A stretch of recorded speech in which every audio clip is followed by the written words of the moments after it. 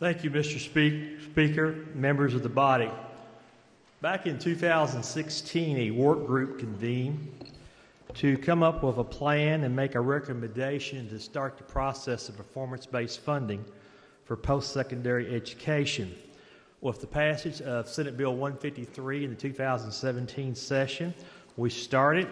Part of that legislation mandated this work group convene every 3 years to look at the model, see how it's working, and make recommendations. That work group met in 2020. There were some changes made in the 21 session based on that, the work of that work group, and also that work group met in the 23 interim. Senate Bill 191 makes some changes. For one thing, it adds the category of non-traditional age students, means students between the ages of 25 and 64. We have over 600,000 Kentuckians who have some college credit but do not have a degree or a credential. This is being added to the model to try to emphasize and encourage and add supports for those students, adult students, so that they can get gainfully employed. There were some other changes to the model. On page 4 of the bill, funding for the public university sector was increased from 35 to 40%. Although not reflected in the statute, there was a recommendation by the work group that the amount given for low-income students, and the definition for low income is students who receive a Pell Grant award, to increase that merit from 3 to 8%, because that is one category that we have not seen much movement on. So the president decided it was important to put more emphasis on that category. There was also a decrease of another category to align for that. On the Kentucky Community Technical College side of the funding model, there was a change. They changed the term from declining enrollment to be based on community economic disadvantage, trying to be more specific to communities. Mr. Speaker, would you have the clerk report House Floor Amendment 7?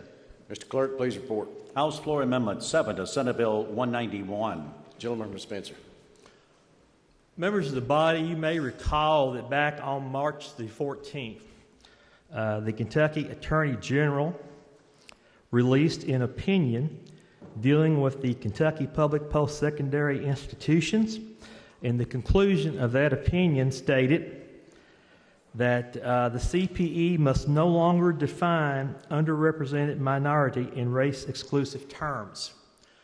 After having a conversation with the sponsor in the Senate, Senator Givens, discussions with the CPE and other presidents, there was concern that we might see litigation through this because the statute still defines underrepresented minority. What House Floor Amendment would do, it would strike the word minority from statute. What would be left is underrepresented students. It would also state that shall not include any race-based metrics or targets in the formulas. This is being done, this is being proposed, in my opinion, to possibly prevent litigation and cause a distraction to the work that we're doing in the model and for post-secondary institutions. There was 3% directed to underrepresented minorities in the formula. There was a lot of discussion through a lot of people. Section 4 of the amendment for the fiscal year 24-25 that starts on July 1st, this is important, gentlemen, this is important stuff. The amendment would specify that 3%, 1.5% of that would go toward low income, and 1.5% there would be a definition for first-generation college students.